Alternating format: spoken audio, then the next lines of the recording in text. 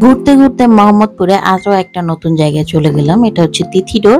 তো বাহিরের আউটলুকটা এরকম ছিল আর ভিতরে মানুষ ছিল, যার কারণে আমি ভিতরটা পরে দেখাচ্ছি। চলে যাচ্ছি মেনুতে। এখানে অনেক কিছু ছিল, আমি এত কিছু দেখাইনি সময়ের স্বল্পতার জন্য। আর আমার অনেক ক্ষুধা লেগেছিল, আমি অনেক কিছু অর্ডার করেছিলাম। প্রথমেই দেখাই, আমি একটা খিচুড়ি প্ল্যাটার অর্ডার করেছিলাম, যেটার মধ্যে দুই ধরনের খিচুড়ি ছিল, ডিম ছিল, বেগুন ভাজি ছিল, আচার ছিল, ঘি ছিল, টক দই ছিল, আলুর দম ছিল, মাছ ছিল, অনেক কিছু, পাঁপড়, রুটি, সবজি, মিষ্টি, মানে বলে শেষ করা যায় না, ভর্তা, সালাদ, অনেক কিছু। তো যাই হোক, এটা প্রথমে অর্ডার করলাম, করে সাথে আরো অনেক কিছু অর্ডার করেছিলাম। সবগুলো খাবারই একসাথে অর্ডার করেছি, বাট আমি ওনাকে বলেছিলাম একটা একটা করে টেবিলে সার্ভ করার জন্য।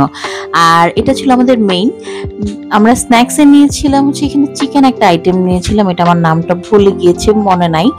আর এটার সাথে ছিল এই যে ছোট ছোট বেবি কর্ন ছিল বয়েলড করা, সালাদ ছিল, সস ছিল, তারপরে নিয়েছিলাম লুচি আর সবজি, এটাও খুব মজা ছিল। ওদের আরো অনেক আইটেম আছে লুচির সাথে।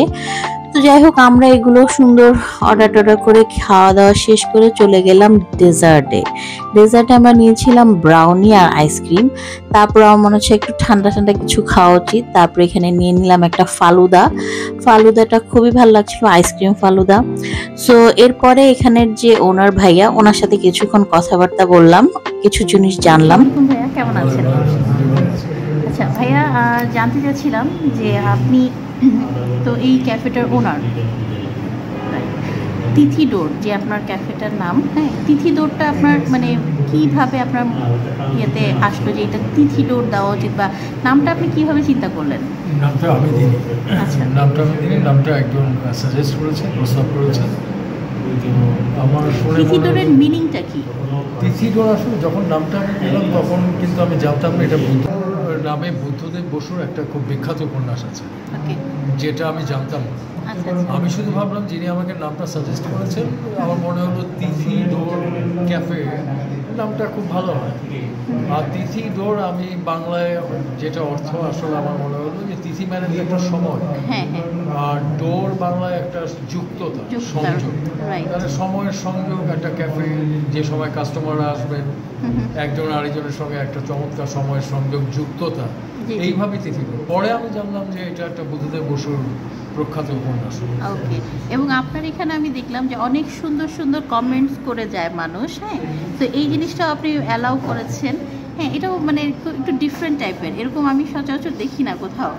এটা কিন্তু আমি বলবো যে এটা আমার সম্পূর্ণ, এটা কোনো অহংকারের বিষয় নয়, এটা আমার মস্তিষ্ক প্রসঙ্গ।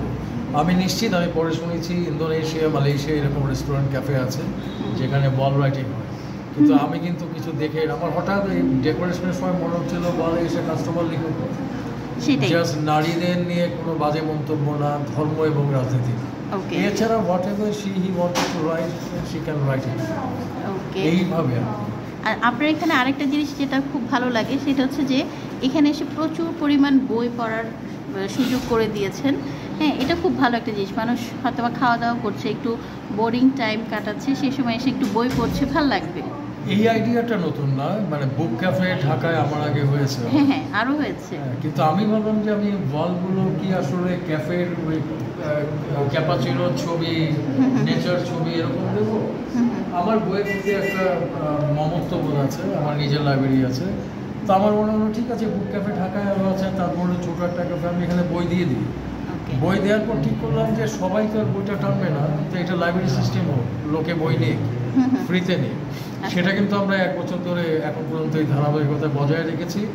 তরুণ তরুণী যারা আসলে সেইভাবে বইয়ের প্রতি এখন সেই আসক্তি নাই, তারাও কিন্তু এখান থেকে বই নিয়ে যাচ্ছে, 14 দিন রাখে, তারপর ফেরত দেয়।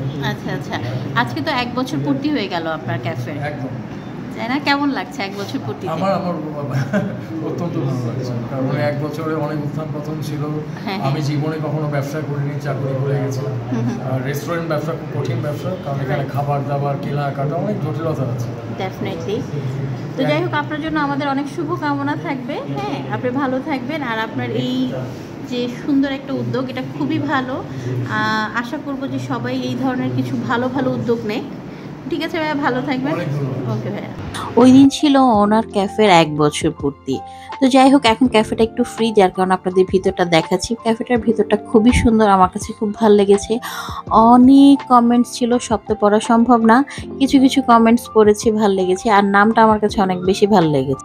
আরও এই সাইডে কিছু সিটিং অ্যারেঞ্জমেন্ট ছিল, বাট এটা দেখানো সম্ভব হচ্ছে না, কিছু মানুষজন বসা ছিল। তো যাই হোক, অবশেষে আমি একটা কফি নিয়ে নিলাম। কফি খেয়ে তারপরে এখান থেকে বের হয়ে গেলাম। আর তিথিডোরের 1 বছর আজকে পূর্তি হলো, আজকে 22শে এপ্রিল। সো সবাই ভালো থাকবেন। তিথিডোরের জন্য অনেক অনেক শুভকামনা। আর তিথিডোরটা হচ্ছে গিয়ে মোহাম্মদপুর তাজমহল রোডে। তো সবাই ভালো থাকবেন। আল্লাহ হাফেজ।